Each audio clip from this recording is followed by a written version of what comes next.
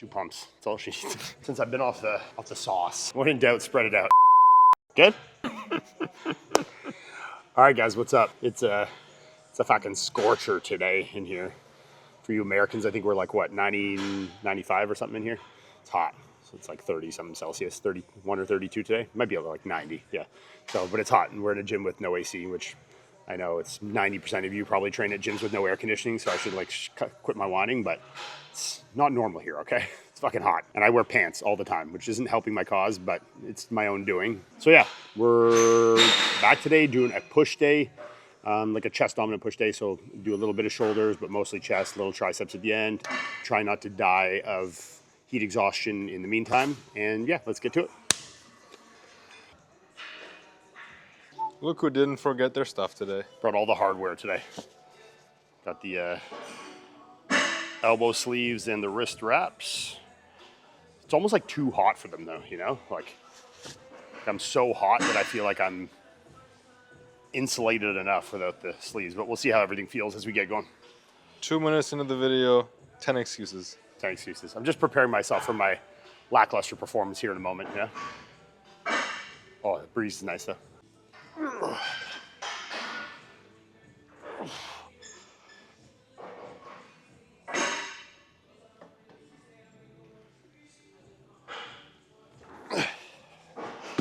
Should have flipped my hat back around before I laid down there.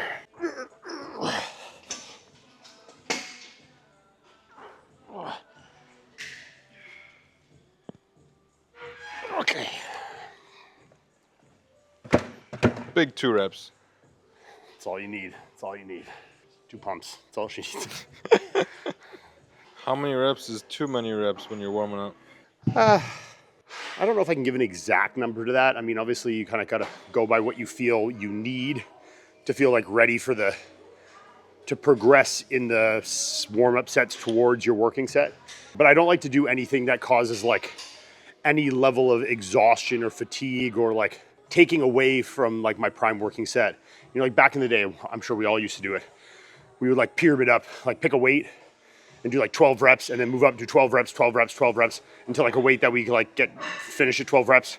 And that would be like our working set or something. It'd be like 4 sets, 5 sets, whatever, you know, but like really only one of them was kind of like a working set and the other were all like sub-maximal working up to that, but all kind of in the same rep range. So you cause so much fatigue. I hate using that word because it's such like a fucking taboo word right now, but it's the best word to describe it. You know, you're causing that before your maximal set. So it's like you're kind of leaving things on the table where if you did, you know, instead of sets of 12 or 15 or, you know, people what to do feel warmed up going up to that top set, you know, they did 3, 5 reps, 2 reps, 1 rep, whatever, kind of to progress up. You know, I think you're still going to get that good warm-up effect without kind of taking away from that top set where it's really the highest load for the most amount of reps, you know, most amount of mechanical tension, which is like the most gain. So save it in the tank for your big sets, you know.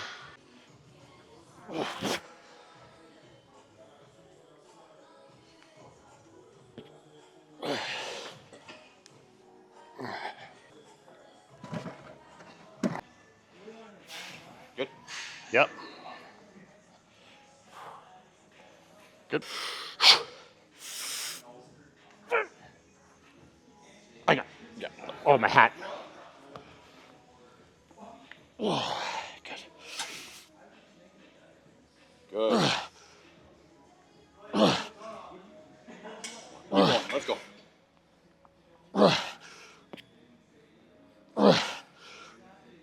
Come on. Push. I got it. Good.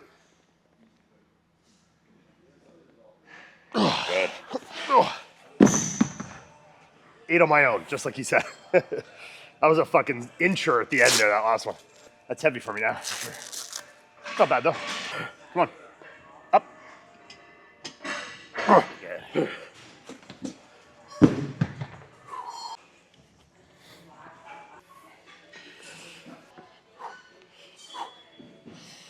Okay, 1, 2. Up.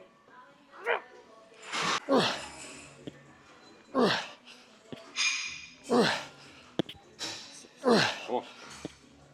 Good. Come on, let's go. Come on. Another one. Up. Push. Right.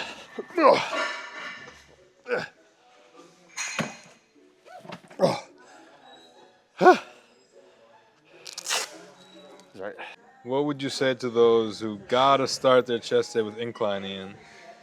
I mean, look, I've started many a chest workout with incline. I do think they're a good movement, but I think you need to look at like what are you trying to hit and what are you trying to prioritize here. I think we all get caught up in the like incline is more upper chest, which is not necessarily the case. You know, like your elbow path is going to dictate that more than anything. You know, like if you're coming down lower and tighter into your body, that's going to be more than a flared elbow. And positioning, you know, I know it seems counterintuitive, but that's going to make more of a difference than the incline will. You know, if anything on the incline, the more incline you go, the more front delt you're going to be hitting. So, you know, if you are going to do an incline and you want to prioritize chest, upper chest, low incline, tight elbow path, you know, and kind of work through that range. So, sorry, it's hot in here. But no, I mean, I think overall, flat presses are probably going to be your best overall for chest. But I feel like I said, you know, everything is intent based and elbow positioning, body positioning as well.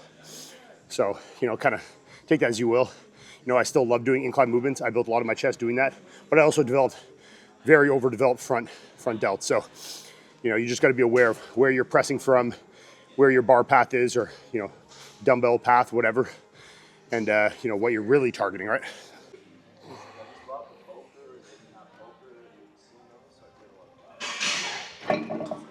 Okay. All right. So we start off with the flat dumbbells there. Not bad. Did the 150s for 8, 140s for 10, unassisted on those. So that's pretty decent day for me. Now we're moving on to this prime incline. So we're gonna bang this out. Then we'll probably get like a lateral raise in, a pec deck in, and then one more shoulder, and then a tricep. So yeah, gonna load up here. I talked about this in one of my recent reels of these prime machines, you know, and kind of how they have the advantage of where you can, you know, place the load more in the stretch position, the middle, and kind of everything in between. You spread the load out between the 2 or 3, or kind of however you want to load it up. Yeah, really like some of these pieces, especially some of these. The chest pieces I think are really good. Like any company, they have pieces that are amazing, and they have pieces that are really great. You're gonna find that kind of as a constant among all brands. I mean, even brands that have like the goated of all time pieces will still have shit pieces. They just, not as many people know about them because they suck, you know? So, but yeah, if you've had the opportunity to use prime, some of their chest pieces, some of the rows as well, like this row here, you know, they're some really good pieces. So try them out.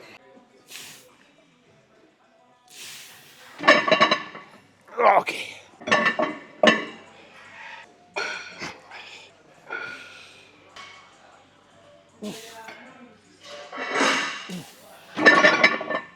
Oh, good. 1, 2, 3.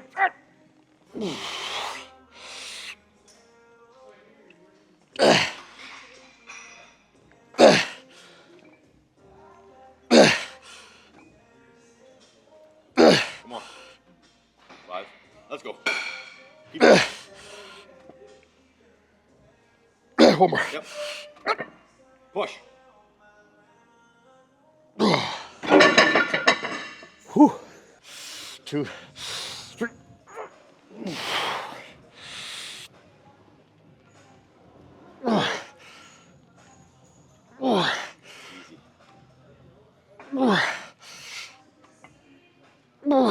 Come on, keep going. 5. Good. 2 more. Yep. Last one. Push.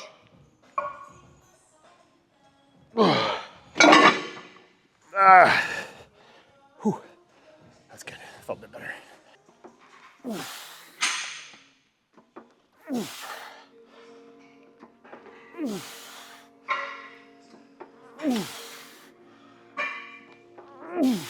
Good.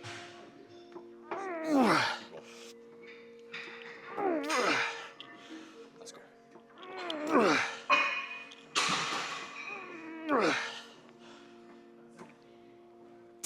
2 more. Let's go. 1 more. Come on. Good. Whew, that's good. Probably could have got a little heavier than that. Need that bust the gym pin out. So third movement, we did that prime press second after the dumbbells. Now we're just gonna do a seated machine lateral. This is this Life Fitness one. It's actually a pretty good piece. I kind of like these seated laterals.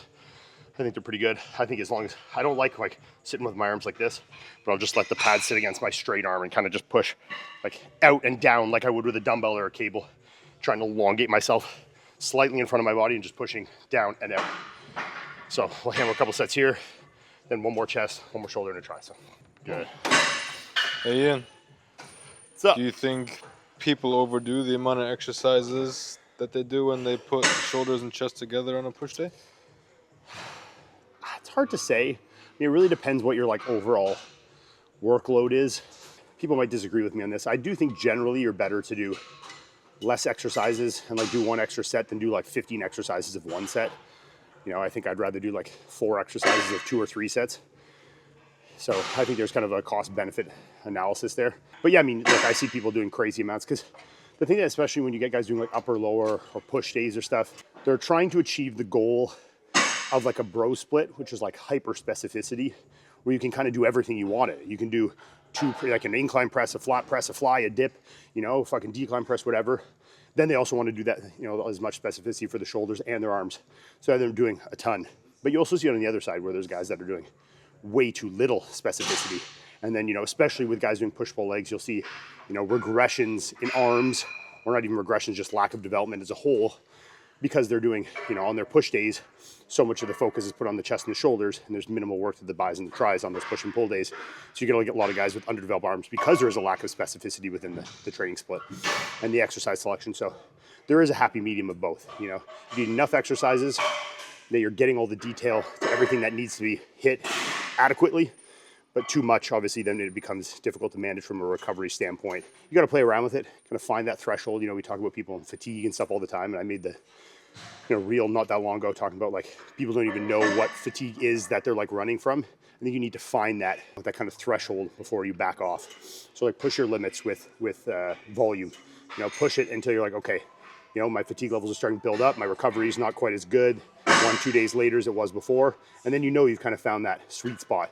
Work it there until you feel you're adequately recovering from that. And then maybe you can build on there. Or, you know, as you increase food, whatever, you know, other parameters to help increase your recovery and performance. So, yeah.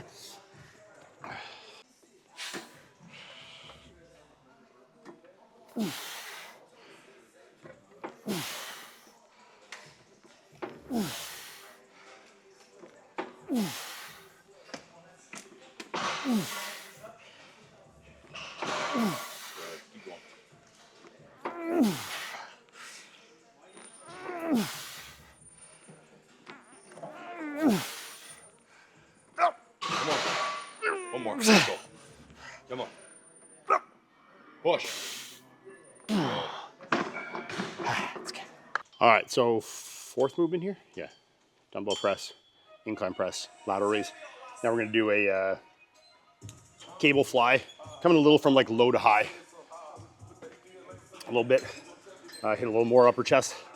Gonna bang out a couple sets here, and then gonna do one more shoulder, which I haven't quite decided what I'm gonna do yet. Question 2 for you guys. Is an upright row a push or a pull movement? Like I know it says row in the movement, so like you'd think it would be a pull, but it's also more of like a medial delt movement, which is not really like, or medial front delt movement, and maybe a little bit of trap too, which is not generally like pulling muscles except for the traps. And you're doing your push muscles with like chest and shoulders, but then you're also getting a bit of trap, and it's a upright row, which is kind of a pull. So which would you guys say that was? Would you do that with a pull day or a push day? And what would you consider that, a pull movement or a push movement? Let me know in the comments. I have no idea. We've been debating this. Mark says push, Jay says pull. So I'm riding the fence on this one until you guys give me your answer in the comments. So I'll be Switzerland for now. So yeah, we're gonna do this. One more shoulder, which is to be decided, and then a tricep. We're gonna get out of here because I'm schmelzen. Oh, that was weird. Went a little herky jerky on me. I'm not sure what I did. Broke the cable.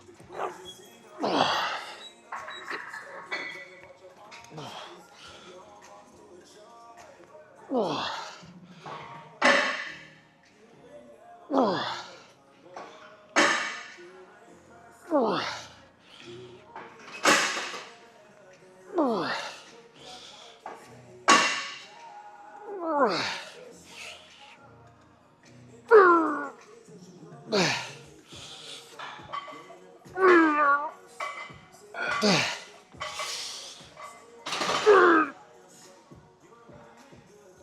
more. Yep, let's go.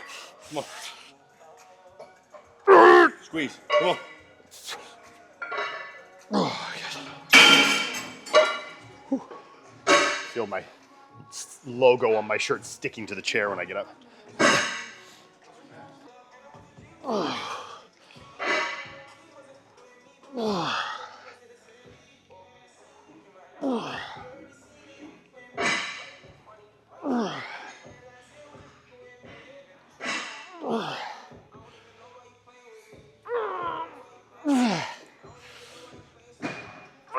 Come on.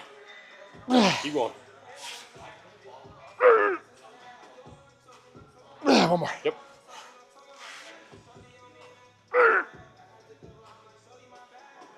Oh, good. Ooh, that feels good.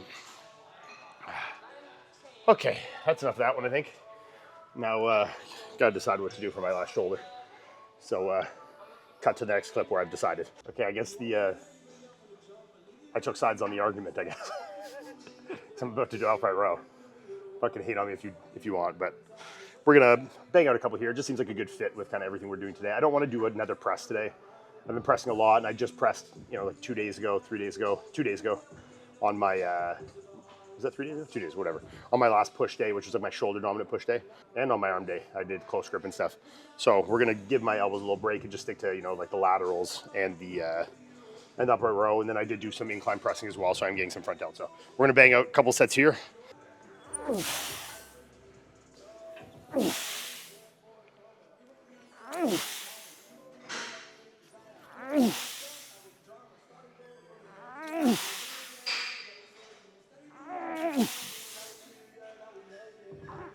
Good. Keep going. Come on. Come on, pull. One more. Up. Good. Oh, felt like a push pull to me. I don't. All right. First time in a while, I'm actually sweating through my shirt here. Since I've been off the sauce a little bit, I don't quite sweat as much. The trend sweat days have left me behind. And I almost don't sweat at all, no matter how hard I train, unless it's like super hot. So now that we're getting into the summer, I'm actually starting to sweat a little bit. But we're almost done. We finished up the 2 sets on the upright row, kind of like in the 8 to 10 rep range. And then we're gonna do 2 sets here with the Vulcan strap, which, by the way, actually Gym Reapers makes a strap like this. So if you want a Vulcan strap, an even nicer version of the Vulcan strap, head to gymreapers.com and use code Ian on the strap. So just go into the search bar, type in strap. You'll find a few straps, like lifting straps in there, but you'll also find this strap here as well. So check it out, gymreapers.com. So I'm gonna get 3 sets in here. This is my last exercise for triceps. I only do 1 movement in this when I was talking about the specificity and stuff, because I do actually do an arm day. I do it because I like it, because I am not competing anymore and I want to keep big arms, and because it lengthens my split in 1 day, which feels good with everything right now. So I'll do a push pull off, then kind of push pull together, arms legs off. Is kind of how I do it. So on the back end of the week, I'll do an arm day, which filmed one of those more recently for you guys. But then just at the beginning of the week, I do my push again. So I don't need to go crazy on my push or pull days. I can spend more time doing my actual push and pull movements, shoulder, chest focus, root outs, back, whatever. And then I only doing 1 bi or 1 try movement, even though you're getting all of that in your pressing as well, all the pressing movements. And then I'll just do 1 at the end. And then, like I said, at the end of the week, I have a full arm day, so I can put a little more specificity into my bis and tries. So, yeah.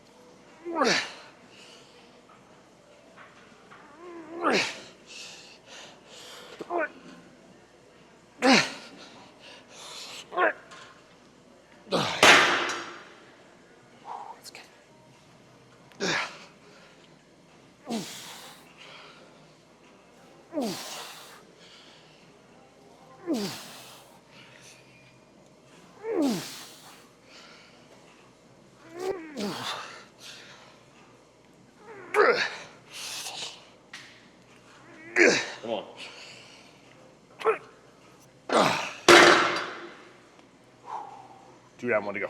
One tip for this, and this is strictly bro science. I'm sure there is a good reason for this. One thing I see with people when they do a lot of these, any kind of rope extension, is their natural inclination, especially if the weight's a little too heavy for them or if they're not like really focused, is they push their hands together when they're doing it. One thing I really try and think about is like keeping that apart. You know, so like when I'm pushing down, I'm not like letting it go like this and keeping them together and pushing out. I'm trying to keep it apart the whole time and then spread it out.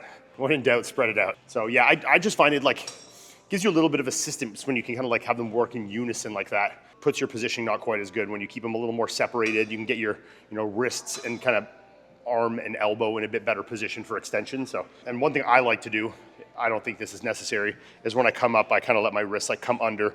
I'm trying to get as much flexion and extension there, so I'm letting it kind of come up. Instead of just staying here, I'm coming up like this. It's like getting a flex in my bicep, which means I'm, you know, relaxing my tricep. So I'm coming up like that, relaxing, and then coming out at the end and curling my wrist around. So.